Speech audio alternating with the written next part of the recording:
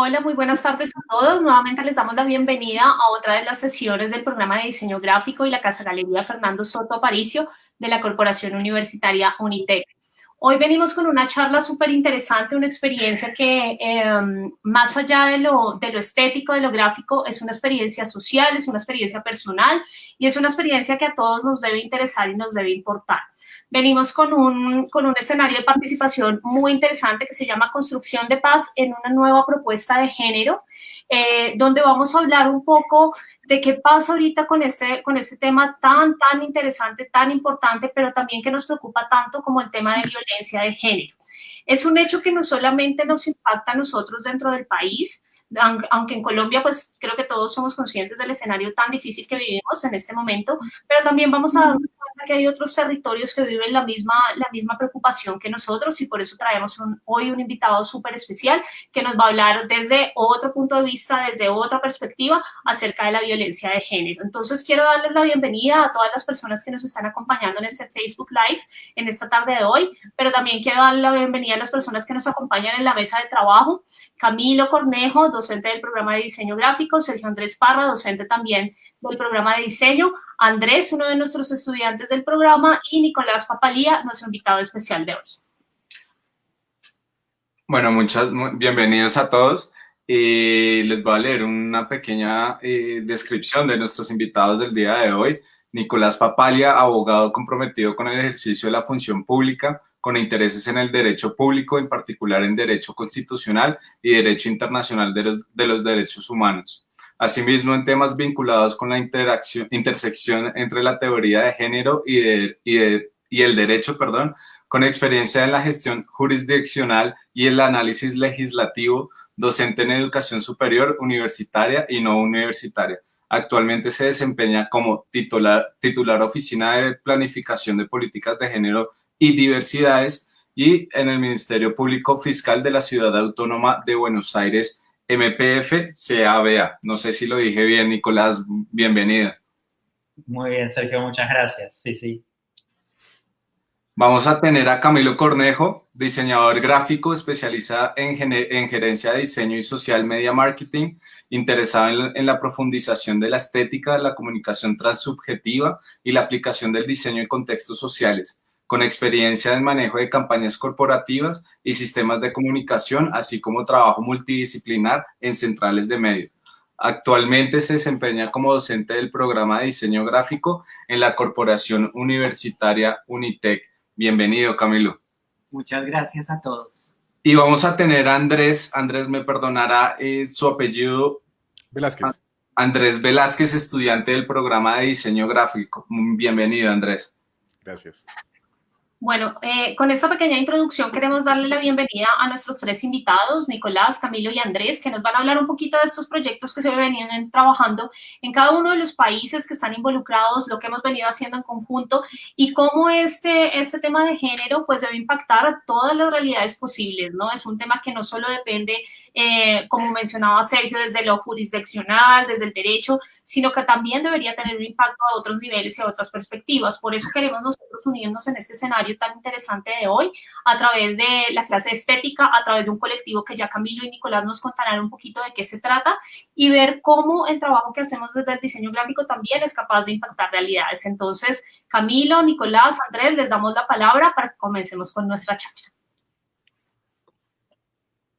Muchas gracias. Ale, ¿nos regalas la presentación?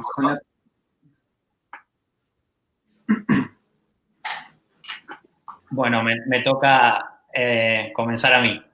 En primer lugar, bueno, muy buenas tardes a todos, a todas, quienes están acompañándonos en este momento. Quería agradecer muy particularmente al profesor Camilo Cornejo por la invitación para participar de este espacio y a todo el grupo de trabajo de UNITEC. Creo que esta iniciativa es una excelente iniciativa que nos permite conjugar y acercarnos a una problemática tan acuciante como señalaba Diana, que es la de la violencia de género, desde una perspectiva interdisciplinaria. Y quiero resaltar esto, digamos, en esta propuesta que conjuga el arte, el diseño, ¿no? La teoría de género, el derecho, porque cuando nos adentramos en el campo del análisis de la violencia de género, lo hacemos en una problemática o nos encontramos frente a una problemática muy compleja que requiere de un análisis integral e interdisciplinario, ¿sí? Es decir, una mirada que integre las distintas disciplinas, así que celebro... Perdón, creo que me muteé sin querer. Les decía que celebro entonces la realización de esta mesa de trabajo que nos permita enfocar esta problemática de diferentes aristas, de diferentes conocimientos. Y en este sentido, la propuesta que quería compartirles en el día de hoy es adentrarnos un poco en el análisis de la violencia de género desde la perspectiva de los estudios de las masculinidades, ¿sí? Y ver un poco, plantearles a todas y todos ustedes cuáles son, digamos, las características para mí muy importantes que plantean estos estudios en relación con cómo entendemos, ¿no? Y en consecuencia también con cómo abordamos la problemática de la violencia de género. En este sentido, la propuesta, si quieren, Sergio, podemos avanzar con la placa. Vamos a, en un pequeño, digamos, espacio de tiempo, me voy a proponer comentarles un poco cuáles son las principales aristas, ¿no?, que señalan estos estudios de las masculinidades en relación con la problemática o los fenómenos de la violencia de género, repasar un poquito la normativa internacional, es decir, cuáles son los estándares que la normativa internacional plantea para el abordaje específicamente de los varones que ejercen violencia de género, y también conversar, si nos alcanza un poquito el tiempo, respecto de qué pasa, ¿no?, con tanto el abordaje de las víctimas como particularmente de los varones que ejercen violencia de género en el ámbito del sistema de justicia penal, porque como también adelantó Sergio, yo me desempeño como operador jurídico en el sistema penal de la Ciudad Autónoma de Buenos Aires, así que por supuesto les voy a hablar de esta experiencia. En primer lugar, me gustaría hacer una aclaración, es decir, que cuando nosotros, así como, digamos, no es posible señalar que cuando hablamos de feminismo estamos hablando de algo contrario al machismo, ¿sí? Esto, si quieren, en el espacio de preguntas podemos ampliar un poco más. Tampoco es posible, digamos, señalar que los estudios de las masculinidades vienen a contraponerse a los estudios de género, a los estudios de las mujeres, ¿sí? Sino que más bien vienen a aportar una mirada, desde mi punto de vista, complementaria, ¿sí?, de estos estudios, e incluso se inscriben, se circunscriben en este mismo ámbito. En este sentido, para poder, digamos, comentar cuáles son los aportes o la mirada que introducen los estudios de las masculinidades, me gustaría, digamos, plantear en qué contexto o, digamos, cuáles son los conceptos que se estaban discutiendo, ¿no?, al momento en que aparecen estos primeros estudios de las masculinidades allá por la década de 1980.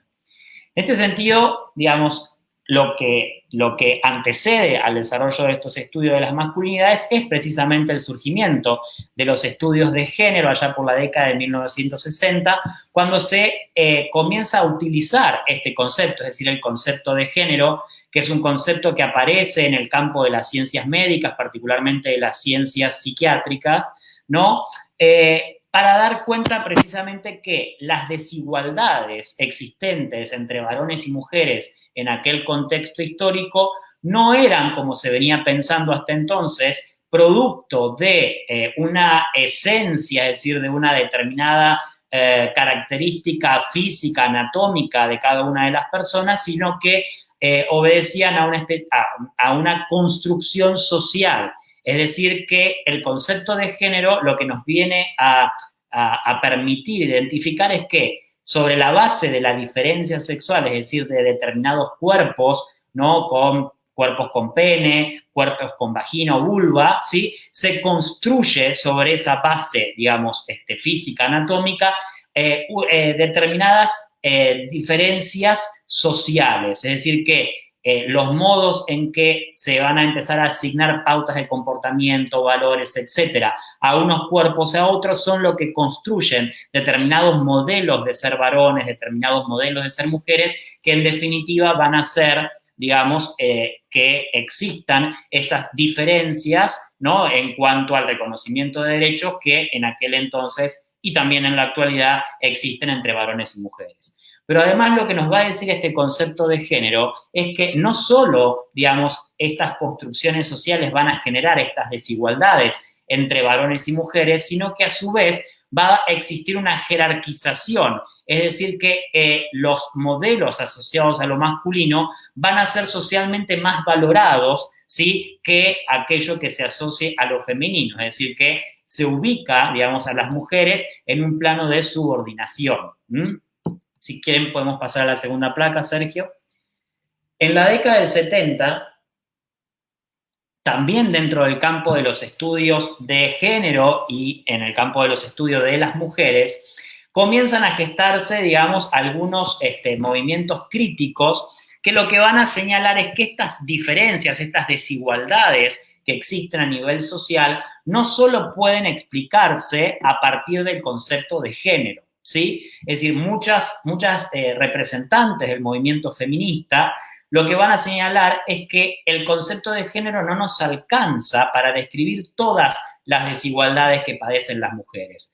Particularmente el movimiento feminista afroamericano, ¿no?, y también algunos movimientos en Europa, lo que van a señalar es que las mujeres afrodescendientes no sufren solo discriminación por el hecho de ser mujeres, sino que también sufren discriminación por el hecho de ser mujeres negras, ¿sí?, o mujeres pobres, mujeres lesbianas. Es decir, lo que van a introducir estos movimientos en la década del 70 es un análisis más complejo de la cuestión, ¿no?, que luego se va a denominar como análisis interseccional, que nos va a plantear el hecho de que el factor género no es el único condicionante de poder en una sociedad, sino que se conjuga con otros, como por ejemplo la raza, la clase social, ¿sí?, la etnia, y que en definitiva esa conjunción es lo que va a permitir, digamos, reconocer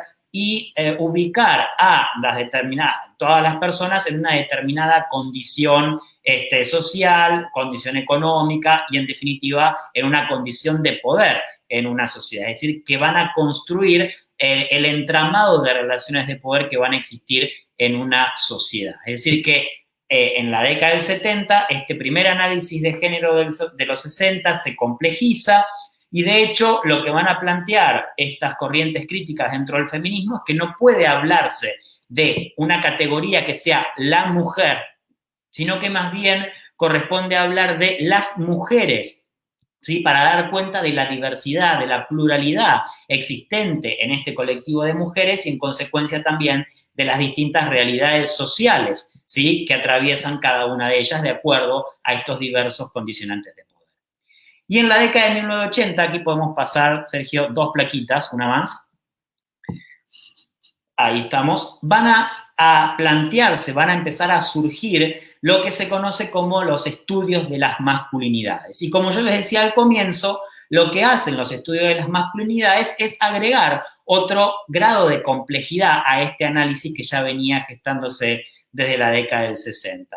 Lo que dicen los estudios de las masculinidades es, miren, de manera muy sintética, muy esquemática y para que se interprete. Es decir, existen modelos sociales de géneros, ¿sí? Es decir, que no solo las mujeres, digamos, se comportan o se construyen como tal a partir de la definición del establecimiento y de reconocimiento de ciertas pautas, modelos, valores, etcétera, sino que así, digamos, como esas pautas sociales en definitiva, determinan qué es lo que en una sociedad se va a entender por mujer o cómo deben comportarse las mujeres, también va a pasar lo mismo con los varones. Es decir, que los varones también tienen género y en definitiva también van a existir determinados modelos, determinadas pautas sociales que van a condicionar, ¿sí?, el desarrollo de la vida de aquellos cuerpos sexuados básicamente con pene, ¿sí?, que se identifiquen en un determinado contexto social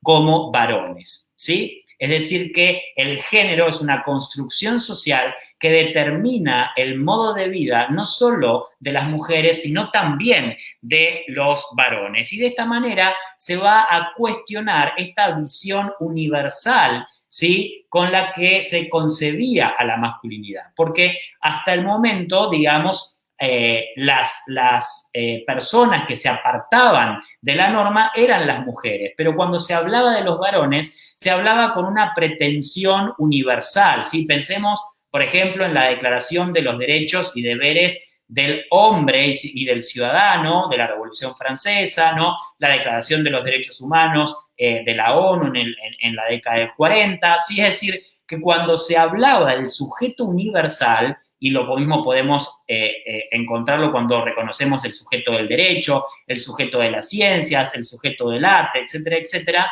se hablaba en términos universales, pero haciendo, digamos, alusión a la categoría del varón. Bueno, lo que dicen estos estudios de las masculinidades es que esa categoría de varón es también una construcción social, ¿sí? Una construcción social hegemónica que, en definitiva, lo que hace es invisibilizar la posibilidad o la existencia de otros modelos de masculinidad. Podemos pasar, si quieren, a la siguiente placa. De hecho, esto, digamos, queda muy bien expresado en una teoría, digamos, que construye una autora que es Connell, ¿no? Que distingue la existencia de dos modelos de masculinidad. Por un lado, la masculinidad hegemónica, que está representado por el modelo del varón blanco, adulto, heterosexual, propietario, alfabetizado y sin discapacidad, es decir, este modelo que yo les decía que tenía una determinada pretensión universal, ¿sí? Que se instalaba en la sociedad como el modelo de ser varón, es decir, no hay otra posibilidad de ser varón que este modelo, ¿no? Que está representado por estas características. Y por otro lado, nos dice Connell, las masculinidades o la masculinidad subalterna, que es aquella que expresan varones, ¿sí? Que se apartan de todas o algunas de estas características, es decir, los modelos de aquellos varones que expresan, digamos, que son de otra raza, de otra etnia, los niños y adolescentes, los varones cuya orientación sexual no es heterosexual, varones pobres, analfabetos, con discapacidad, etcétera, etcétera. Podemos pasar a la otra placa. Estos planteos de los estudios de las masculinidades que ponen en evidencia la existencia, en consecuencia de diferentes modelos de ser varones en una determinada sociedad, van a su vez a construir, como les mencionaba al comienzo, una relación intrínseca o van a permitir, digamos, identificar una relación intrínseca entre la construcción de estos modelos de masculinidad y las violencias. ¿Por qué? Básicamente, ¿qué es lo que señalan estos estudios de las masculinidades? Es que, digamos, la violencia debe entenderse como una problemática relacional. Es decir, que no debe entenderse como la violencia que ejercen los varones contra las mujeres, sino que debe entenderse como la violencia que surge en la construcción de las relaciones de poder entre diferentes modelos de género, ¿sí? Es decir, que violencia de género no debe entenderse solo como, reitero, la violencia que ejerce un género, el masculino, sobre el género femenino, sino, digamos, aquella que aparece a partir de la definición de determinados modelos de género hegemónicos y, en consecuencia, otros modelos de género subalternos, ¿sí? Y que, básicamente, la construcción de estos modelos hegemónicos de masculinidad, es decir, la construcción de una persona como una persona masculina, como un varón, digamos, está profundamente vinculado al ejercicio de violencia. Si quieren, podemos pasar a la siguiente placa. Lo que nos dicen estos estudios es que para ser varones, ¿sí? Básicamente, estos modelos hegemónicos de masculinidad lo que nos señalaron es que debíamos ejercer violencia, es decir, debíamos socializarnos con la violencia, debíamos naturalizar la violencia, es decir, cuanto más violento, más macho, como decimos en Argentina, es decir, cuanto más violento, más varón, digamos, se es, ¿sí? Piensen ustedes en, digamos, cómo nos hemos socializado muchos varones. Por ejemplo, a los varones de pequeños se nos enseña a que no podemos expresar nuestros sentimientos, a que si tenemos algún problemita con nuestro compañero de colegio, no podemos recurrir a nuestra profesora, a nuestra docente, sino que debemos resolverlo a través del uso de la fuerza, ¿sí? Ustedes allí en Colombia digamos, entre varones no están acostumbrados, por ejemplo, a saludarse de beso, ¿o no? O sea, eso me ha pasado varias veces. A mí como argentino, muchas veces voy allá y cuando, digamos, tiendo a saludar con un beso, hay como una cierta incomodidad. Precisamente, ¿por qué? Porque el modelo de masculinidad que nos han enseñado, esto también sucede aquí, obviamente, tiene que ver con el hecho de no, digamos, poner en evidencia, de no demostrar la emocionalidad, ¿sí? ¿Por qué? Porque básicamente la emocionalidad se vincula, ¿no?, con el modelo de lo femenino. Es decir, que mientras más querramos nosotros ajustarnos a ese modelo de masculinidad hegemónica, más debemos confraternizar con el ejercicio de la violencia, ¿sí? Entonces, un poco el desafío que nos plantean estos estudios de las masculinidades es precisamente ese, interpretar que el ejercicio de la violencia de género, que tiene que ver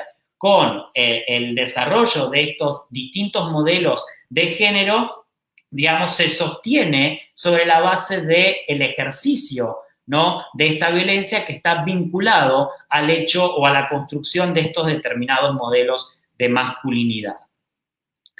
Si quieren podemos pasar. En este sentido, hay una autora argentina, una antropóloga argentina que me parece muy interesante, digamos, citar en este espacio, que nos dice, miren, los varones ejercen violencia, ¿sí?, por 3 motivos. Y esta violencia no solo se ejerce contra las mujeres, sino también contra todo aquel otro sujeto, ¿sí?, que básicamente no se adapte a estas condiciones hegemónicas de masculinidad. Segato lo que dice es, miren, el varón ejerce violencia en primer término, digamos, contra una mujer genérica, es decir, contra, digamos, las mujeres en general, para demostrar la existencia de esta jerarquía entre distintos modelos sociales de género.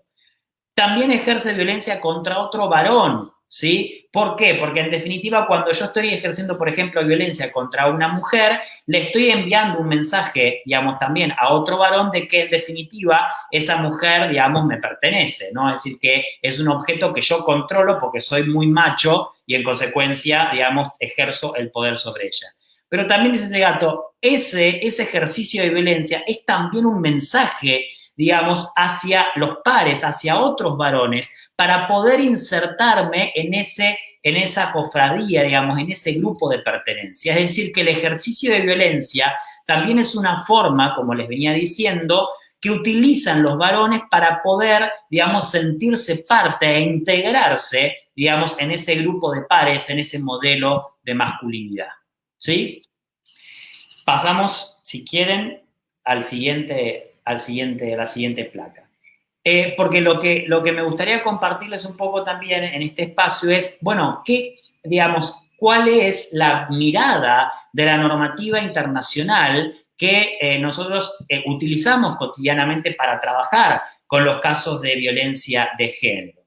En términos del derecho internacional, para quienes habitamos en esta región, existen 2 instrumentos internacionales muy importantes para abordar la problemática de la violencia de género.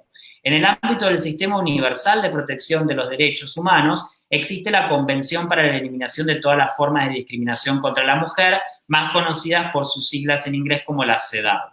Y en el ámbito del Sistema Interamericano de Protección tenemos la Convención Interamericana para Prevenir, Sancionar y Erradicar la Violencia contra las Mujeres, más conocida también como la Convención de Belém do Pará, que tiene, digamos, o que se distingue por el hecho de ser el primer instrumento internacional que habla específicamente de la violencia de género contra las mujeres.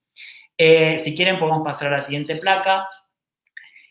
Ambos instrumentos no, digamos, se concentran en el abordaje de la problemática de las violencias desde la perspectiva de las mujeres y particularmente de las mujeres víctimas, es decir, de quienes ya han padecido el ejercicio de violencia y de discriminación por razones de género. No hacen alusión, digamos, a los varones, no hacen alusión a esta mirada que aporta digamos, la perspectiva de las masculinidades. De hecho, no aparecen casi mencionados los varones en estos instrumentos internacionales y en consecuencia tampoco se prevén pautas, parámetros que indiquen cómo hay que trabajar con los varones que ejercen la violencia. Quienes nos dan algunas pautas de trabajo son los órganos que se encargan del monitoreo, evaluación y seguimiento de la implementación de estos instrumentos internacionales. En el caso de la CEDAW, el comité de la CEDAW nos dice en diferentes recomendaciones generales que básicamente lo que se espera es que cuando los estados combatan la violencia de género, lo que tienen que hacer con estos varones es aplicar sanciones. Aunque no hace, digamos, alusión a las sanciones penales, básicamente están dirigidos al ejercicio de sanciones punitivas. Y lo que nos dice es que no pueden aplicarse métodos alternativos de resolución de conflicto en estos casos, sino que se debe privilegiar una sanción. Es decir, que básicamente los varones son visualizados como los responsables, los perpetradores de la violencia. En ningún caso aparecen, digamos, analizados desde esta perspectiva, desde el punto de vista de que también los varones pueden ser, como dice Segato, la autora que les mencioné anteriormente, las primeras víctimas de esos modelos hegemónicos de masculinidad. La siguiente placa, en igual sentido, la Convención Interamericana, digamos, de lucha contra la violencia de género, la Convención de Belém do Pará, en el mismo sentido lo que establece es que deben diseñarse desde el punto de vista de, digamos, las políticas de prevención, estrategias para deconstruir los modelos sociales de masculinidad, de feminidad que existen en una sociedad, pero cuando habla específicamente de los varones, está haciendo, digamos, alusión a, digamos, los perpetradores, a aquellas personas que deben ser sancionados, digamos, ¿no? Como tal. Creo que ya me extendí un montón del tiempo, pero voy a tratar de concluir con la siguiente placa, que es un poco contarles a ustedes qué pasa, digamos, desde el punto de vista del sistema de justicia penal. Porque si bien estas herramientas internacionales que nosotros tenemos nos indican que lo que hay que hacer con estos varones es sancionarlos, frente a las denuncias que efectúan las mujeres y algunas otras personas, sobre todo las personas del colectivo LGTBIQ+, ¿sí? Frente a esas denuncias, lo que sucede en el marco del sistema de justicia de la Argentina, pero también de otros lugares de la región, es que esas denuncias se archivan casi en un 80%, es decir, que no se les da trámite, es decir, que no se hace demasiado con esas denuncias. ¿Sí? Entonces, yo siempre planteo que hay que sincerar un poco el debate porque, digamos, pese a que desde la normativa internacional lo que se busca es que se sancione a esos varones, lo que pasa en la práctica es que efectivamente esa sanción no llega. Y si tenemos en consideración un poco la perspectiva de las masculinidades de las que les vengo hablando, lo que deberíamos entender es que esas sanciones, digamos, no van a aportarnos una solución integral a la problemática de la violencia porque precisamente el ejercicio de violencia tiene que ver y se relaciona con la propia construcción de estos modelos de masculinidad, con la propia construcción de las subjetividades masculinas. En consecuencia, hay que apuntar, como les decía al comienzo, desde diferentes disciplinas a deconstruir esos modelos, porque en definitiva ese va a ser un poco el camino que nos va a permitir desandar las violencias de género en nuestras sociedades. Con esto concluyo, les pido mil disculpas por el tiempo, pero espero que haya sido claro y continuamos luego con Cami en los espacios de preguntas. Muchas gracias. Nicolás, muchísimas gracias. No te preocupes por el tiempo, realmente creemos que es un tema que requiere muchísimo más del tiempo que te estamos dando, ¿no? Es un escenario supremamente complejo y como hablábamos al principio de la charla, es un escenario compartido, ¿no? No es un tema de en Colombia pasa, en Argentina no, o en Argentina sí y en Perú no. O sea, creemos que es un escenario que realmente se está replicando a lo largo de toda Latinoamérica y muchísimo más allá de eso. Entonces, pues te agradecemos muchísimo como toda esta intervención que aquí estábamos discutiendo con Sergio también un poco de qué es lo que pasa, ¿no? O sea, vemos estas cifras que tú nos pones de el 2% de casos que sí efectivamente tienen una resolución, que es una cifra supremamente baja, y discutíamos también internamente acerca de, bueno, qué pasa con las mujeres que denunciamos, ¿cierto? Que somos maltratadas de una u otra manera, pero preferimos callar y guardar silencio por una u otra razón, que es un tema que quisiéramos conversar contigo ahorita cuando terminemos la charla, porque me imagino que también la gente que está en el chat tiene un montón de preguntas por hacer y creo que incluso más allá de las preguntas tenemos un montón de ideas de iniciativas, porque como tú dices, no es un tema que va a concentrarse en una disciplina particular, sino que es un tema que nos compete a todos. Entonces, Nicolás, de nuevo, muchísimas gracias. Le damos paso a Camilo con su intervención. Bueno, muchas gracias para todos. En este sentido, Calogacatía es la convergencia de tres nodos en un mismo vector, el contexto académico, el contexto investigativo, en una motivación de poner el oficio de la construcción y buscando una mejor sociedad. Bajo una denominación, portando verdad, vestidos por la misma piel. Y traemos una propuesta de masculinidad a partir de los cambios de los modelos hegemónicos, entendiéndose por hegemonía la supremacía de cualquier tipo. Siguiente, por favor.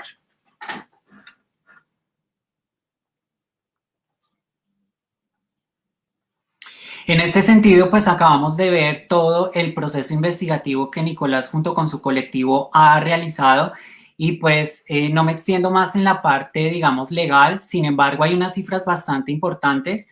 Una de ellas es que el 80% de los casos son archivados y lo otro tiene que ver con que el 77% de mujeres violentadas son violentadas por el 3% de varones. Esto significa que según el estudio británico que consta en el estudio de investigación de Nicolás Papalia, pues hay un alto grado de reiteración, en donde el Estado pues solamente tiene unas salidas punitivas. Este texto investigativo entonces va a ser el punto de partida dentro de todo este proyecto de investigación-creación. Siguiente slide, por favor.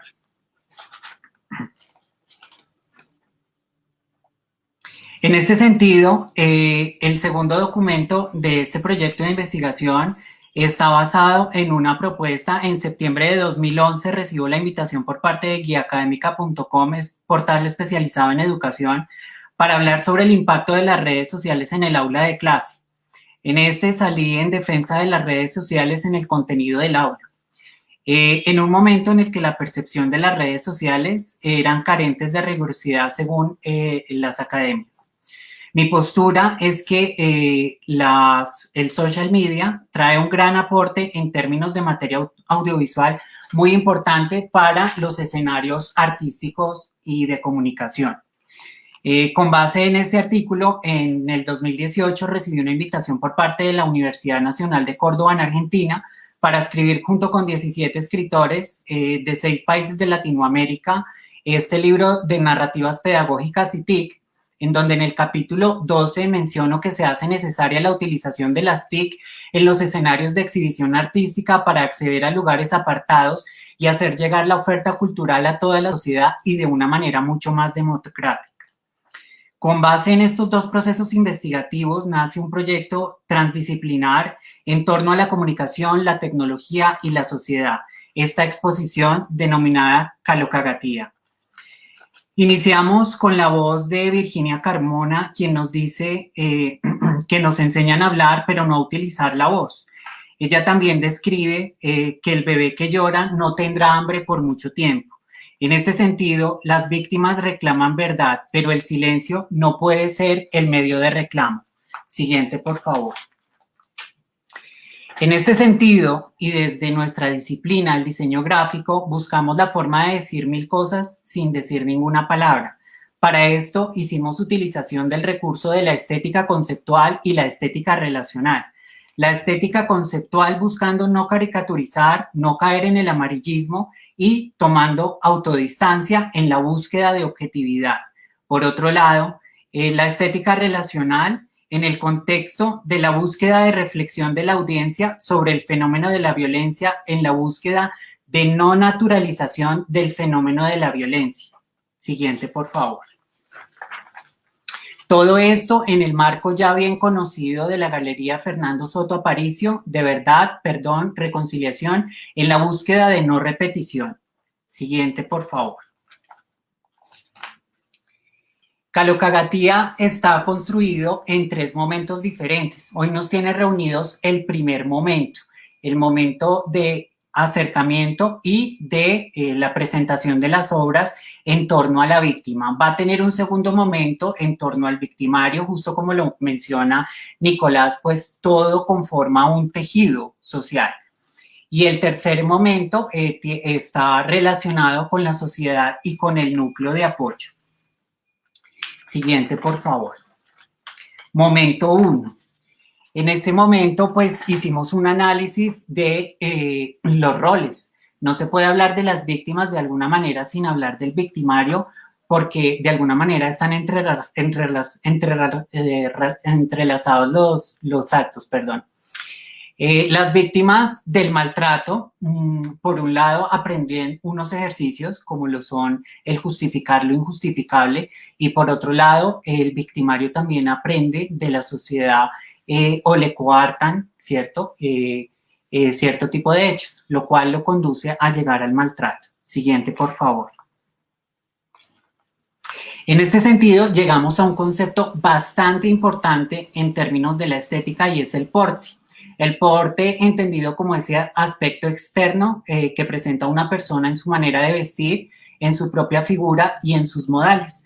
A partir de esto, desde la asignatura de estética del diseño, hicimos un análisis y empezamos a identificar que las víctimas también se visten de dos conceptos muy particulares. Siguiente, por favor. Con esto nos remitimos a los conceptos de culpa y de huella. Al parecer, las víctimas se visten de culpa y, como lo mencionaba anteriormente, empiezan a justificar lo injustificable, y por otro lado, pues el mismo fenómeno de la violencia tiende a dejar una huella en la piel, un tatuaje, una cicatriz.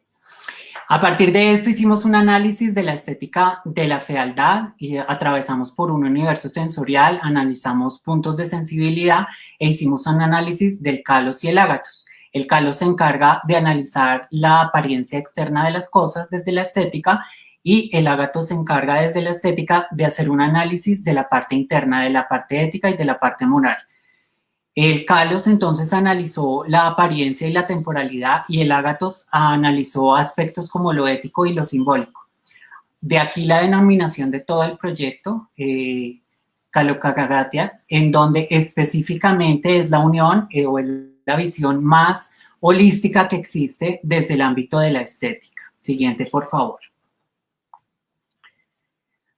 A partir de eso hicimos una reflexión de lo que sabemos hacer, como lo decía Nicolás Papalía. Llegamos a un momento histórico en donde, de la educación, donde todos debemos estar involucrados en todo, porque sobre todo en las construcciones de sociedad, todos tenemos parte de responsabilidad.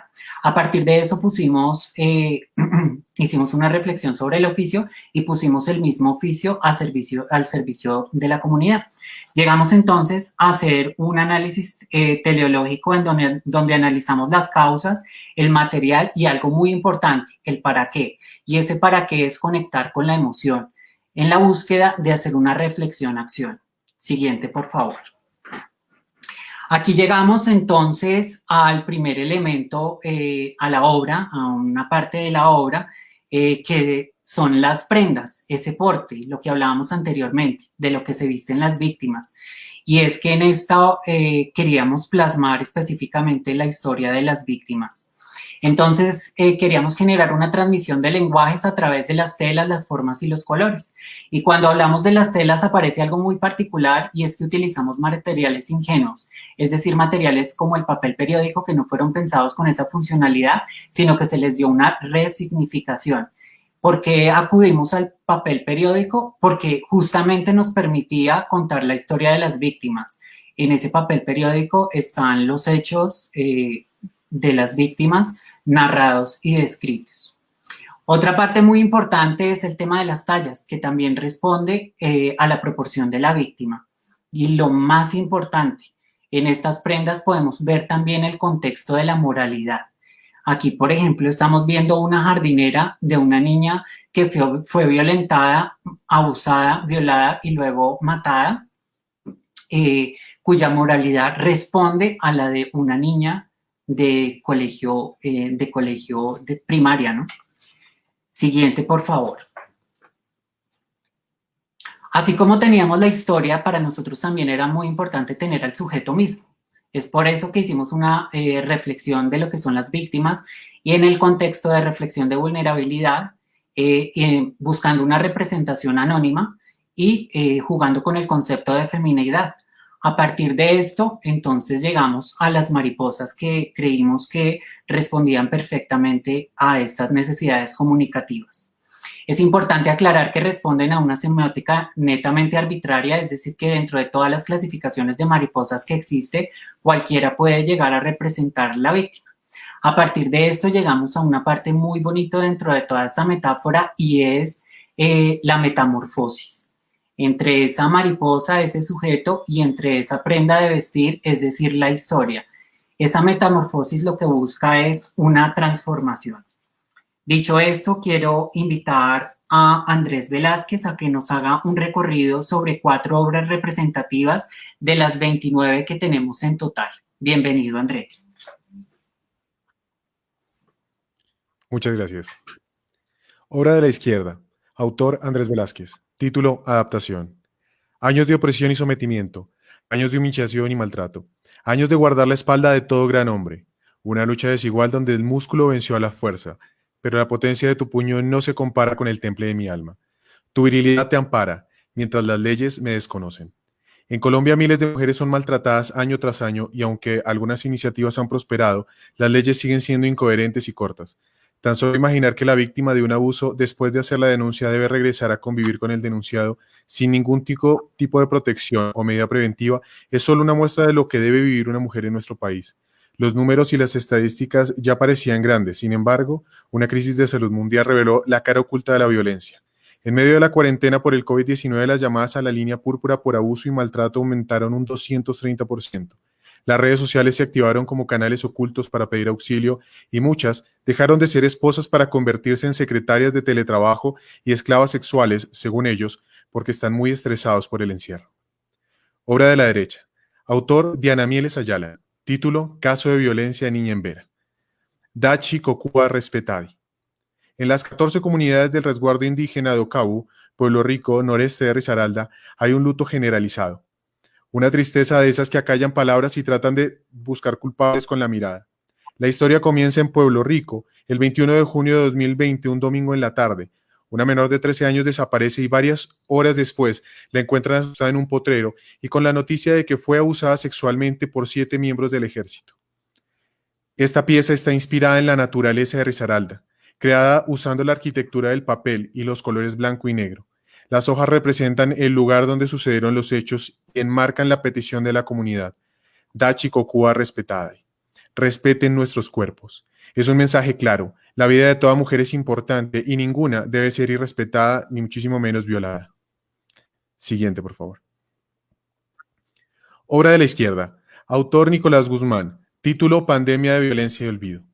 En estos tiempos tan duros de pandemia, pareciera como si el único de nuestros problemas fuera evitar contagiarnos de tan temido virus COVID-19 y otros problemas como la violencia o la pobreza hubieran desaparecido, lo que resulta algo sumamente grave en un país de conflictos y problemas como Colombia, sobre todo con la habitual falta de memoria histórica que nos caracteriza. De tal modo, la atención, no solo de los ciudadanos, sino de los medios, se centró solamente en un problema, generando pánico y desinformación, y desviando la atención de problemas más graves como la violencia de género, siendo esta mucho más importante que las anteriormente nombradas, debido al tiempo y recurrencia con el que sucede, incluso aumentando en estos tiempos de pandemia con un 8,6% en comparación con el 2019. Si bien los medios de comunicación, en especial la televisión, han expuesto casos de violencia de género, no lo hacen de la forma adecuada. Obra de la derecha. Autora: Caterina Ortiz. Título: Retrato de un asesino. En la mañana del 4 de diciembre de 2016, Juliana Zamboni, una niña de origen humilde de 7 años, fue secuestrada, violada y asesinada en un apartamento Chapinero Alto por el arquitecto de 38 años Rafael Uribe Noguera, perteneciente a una conocida y acaudalada familia bogotana. Caso que retumbó en las entrañas de los colombianos al tener un tinte novelesco, donde el antagonista, adinerado, violenta y abusa de la víctima humilde e indefensa. En Colombia se enfrentaron dos realidades de pensamiento. La primera y más antigua es el popular dicho: la justicia es palos de ruana. Y la segunda, y más inmadura, es que estamos en un proceso de evolución a una sociedad más justa. La investigación permitió obtener diferentes evidencias y pistas importantes en el crimen, además de detalles en la conducta de Rafael Uribe Noguera, reconocido en su pasado por ser una persona responsable y valiente, al parecer con un trastorno histriónico de personalidad. Sin embargo, se fueron descubriendo detalles de su vida nocturna, llena de placeres, excesos y drogas, que pronto revelarían la personalidad oculta y siniestra de un psicópata. En la obra podemos apreciar las huellas de las manos sobre un vestido con manchas de aceite, haciendo referencia a la extraña aberración y la forma como Juliana Zamboni fue violada y asesinada. De esta manera se refleja la fealdad del alma del agresor, quien descargó sobre una niña inocente sus más profundos y crueles deseos. Muchas gracias, Andrés. Acto de fe. Podemos pasar a la siguiente, por favor. Etimológicamente, la fe significa creer en lo que no se ha visto, lo cual es una constante en el acto creativo. Nadie sabe cómo va a salir. El aplauso puede llegar o no llegar. Sin embargo, lo más importante es la intencionalidad. En este caso, la intencionalidad es cuestionar a la sociedad en la búsqueda de una reflexión-acción. Siguiente, por favor. En este sentido, y de manera inicial, quiero agradecer a Nicolás Papalía y a 29 expositores por creer en el proyecto, por tener fe en él. Asimismo, quiero agradecer a voluntarios, Mariana Vázquez, Eduardo Di Silvestre, Mayra Cuervo, Daniel Quijano y al semillero de investigación Anomalía. También y de manera especial a los representantes de la Casa Galería Fernando Soto Aparicio, Diana Boada y Sergio Parra. Siguiente, por favor. Por último, quisiera agradecer a todos los asistentes a este momento binacional de reflexión y extender la invitación a vernos como un solo tejido social, en donde se deben acabar las prácticas de violencia y opresión y se debe dar un espacio a la ayuda al prójimo en su momento de reconstrucción. Muchas gracias.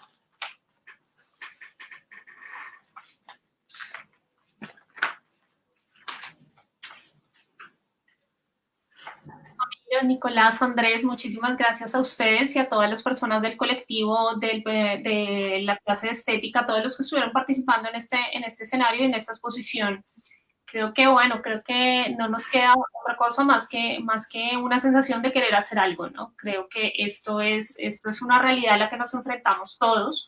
Y creo que no solamente nos enfrentamos las mujeres, que es algo lindo que tocó Nicolás, ¿no? O sea, normalmente relacionamos la violencia de género con la mujer maltratada, pero ¿qué pasa con los otros sectores que también son maltratados? Incluso muchas veces muchos de nosotros decimos, no, yo jamás he sido maltratado, y resulta que uno empieza a ver y empieza a analizar y empieza a reflexionar y resulta que todos en una u otra medida, en una u otra instancia hemos sido maltratados, ¿cierto? Con violencia de género. Entonces creo que este escenario lo que nos abre es una participación más activa hacia estas reflexiones, hasta estos escenarios que nos permiten entender que es una corresponsabilidad la construcción de un tejido social sano, ¿cierto? Que creo que eso es lo que nos falta a nivel mundial. No sé si tú quieres decir algo, leer algo de los comentarios.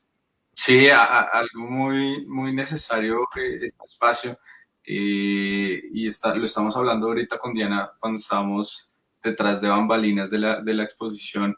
Y creo que es un tema de felicitaciones porque era un espacio necesario, un espacio artístico necesario, y la relación de lo que nos dijo Nicolás Papalía, que es un poco más específico hacia lo que es la violencia de género y cómo fue el trasfondo histórico de este evento.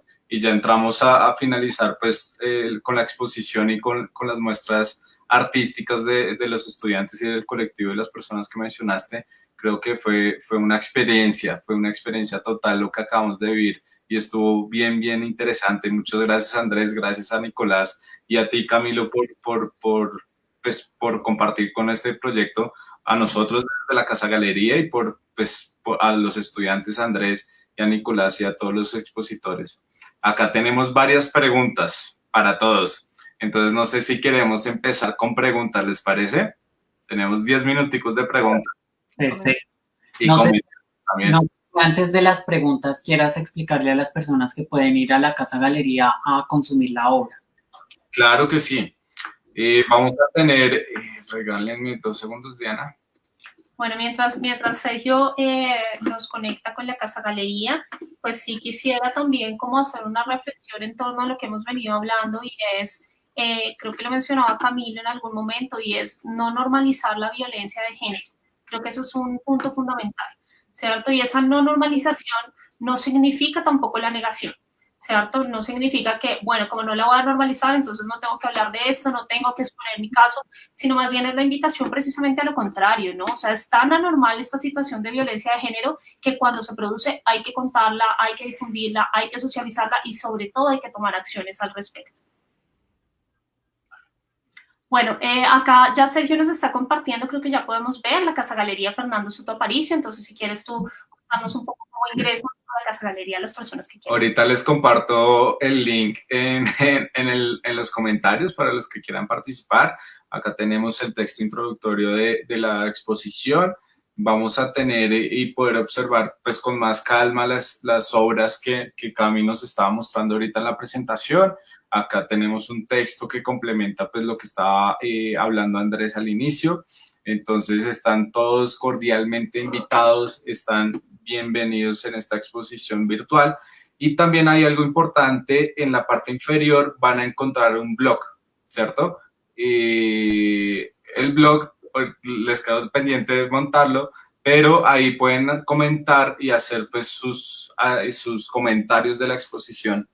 Sí, yo creo que este escenario de la Casa Galería lo que nos permite es esto, y como comparte Sergio, estos pequeños textos que son elaborados por los autores de cada una de las obras, lo que nos permiten es entender la realidad que cada uno de ellos vivió respecto al escenario que se está construyendo hoy, ¿cierto? Porque no es una exposición que viene, ahí sí, como valga un poco la aclaración en algunos casos, de lo inspiracional que surgió sencillamente una idea y yo quiero ilustrarla y quiero ponerla digamos que en común, sino que realmente es un análisis de la situación que estamos viviendo, ¿cierto? Y de la situación y la preocupación, pero sobre todo la intención de hacer algo a través de lo que sabemos hacer.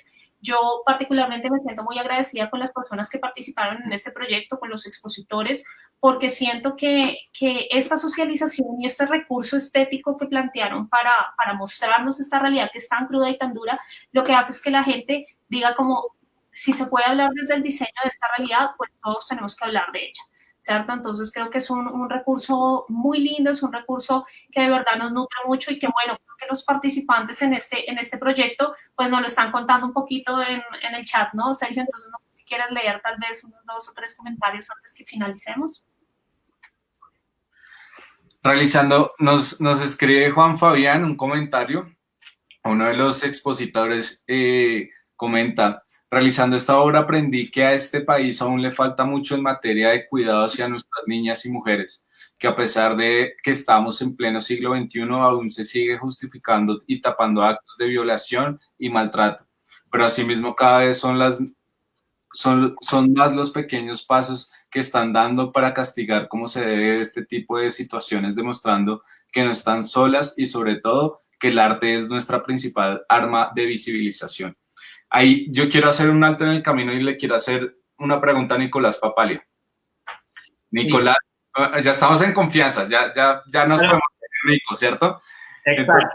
Entonces, ¿cómo viste tú desde la otra parte que también lo ves desde la parte legal, ¿cierto? Desde la parte que es, perdón por decirlo así, aburrida para nosotros los artistas. Aburrida para nosotros los artistas. ¿Cómo viste? También, ¿eh? ¿Cómo viste esta exposición? Porque si hay una voz que se está mostrando de una manera totalmente diferente a la tuya, ¿cierto? Que la tuya ya es pues en otras circunstancias. Bueno, sinceramente, o sea, me encantó, como yo le decía a Camilo, la iniciativa y la propuesta me parece fabulosa. Como decía Diana, creo que es una forma digamos, de visibilizar, de poner sobre la agenda y de discutir, porque, como les decía, o sea, lo que tenemos que entender es que es una problemática que nos afecta a todos, que está, digamos, aunque de manera invisible, en cada una de nuestras realidades cotidianas. Todos, todas reproducimos violencia de género, más allá de que uno pueda formarse, pueda escuchar, pueda interiorizarse. Digamos, todo el tiempo estamos reproduciendo violencia porque en definitiva esa violencia tiene que ver con el modo en que nos construimos como personas, es decir, con los modos, los modelos, las pautas, los valores con los que nos socializamos. En esos valores está intrínseca la violencia de género y en consecuencia todo el tiempo estamos reproduciéndola.